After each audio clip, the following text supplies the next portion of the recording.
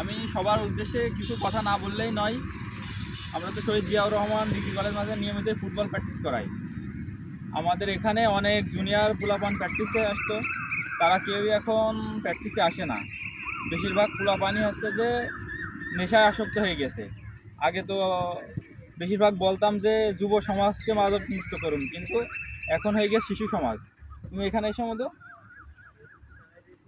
এই যে এর মতো অনেকে এখানে প্র্যাকটিসে আসতো, তারা হচ্ছে যে এখন সব বিড়ি সিগারেট খেয়ে বেড়াচ্ছে।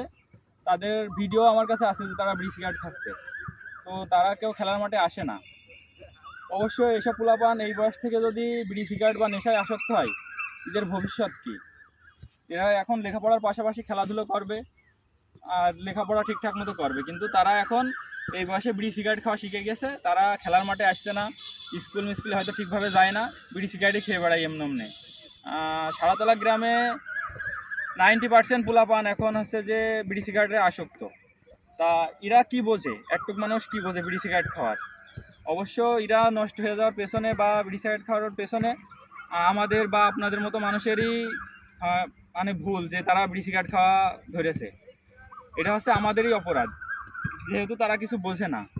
তারা বাসা থেকে বেরিয়ে যে একটা দোকান পাহাড়ি মুখো যাবে বা বাসা থেকে বেরোবে, বেরিয়ে যে পোলাপানের সাথে মেশে এদের মতো বা 8-9-এ পড়ে, 6-7-এ পড়ে, সবাই বিড়ি সিগারেট খায়। তো তারা যাদের সাথে মেশছে তারা সবাই বিড়ি সিগারেট খাচ্ছে। তো এই বাসা থেকে বেরিয়ে যদি ভালো থাকে, কতদিন পর্যন্ত ভালো থাকতে পারবে? এর জন্য আমাদের সবারই সচেতন হওয়া দরকার যে এরা যেন এই বয়সটাকে সুন্দরভাবে নিজের লাইফটাকে গুছাই নিতে পারে, লেখাপড়ার পাশাপাশি খেলাধুলার পাশাপাশি তারা যেন ভালো মানুষ হতে পারে।